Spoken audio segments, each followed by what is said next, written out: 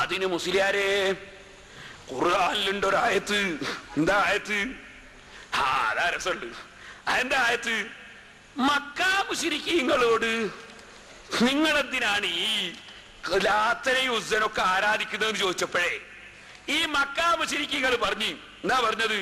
ഹൗലായി ശുഫാഉന ഇൻദല്ലാഹ് വയഅബ്ദൂന മിൻ ദൂനില്ലാഹി മാ ലാ യദുർറുഹും വലാ യൻഫഉഹും വയഖൂലൂന ഹൗലായി ശുഫാഉന ഇൻദല്ലാഹ്.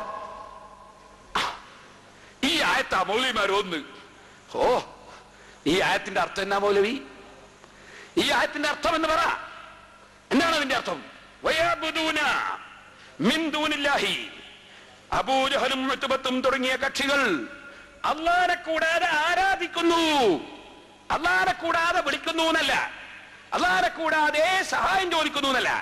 വയഅബ്ദൂന, അവരാരാധിക്കുന്നു മിൻ ദൂനില്ലാഹി, അല്ലാഹനെ കൂടാതെ, മാ ലാ യദുർറുഹും വലാ യൻഫഉഹും, അവർക്ക് ഉപകാരമോ ഉപദ്രവമോ ചെയ്യാത്ത ദൈവങ്ങളെ അവരാരാധിക്കുന്നു.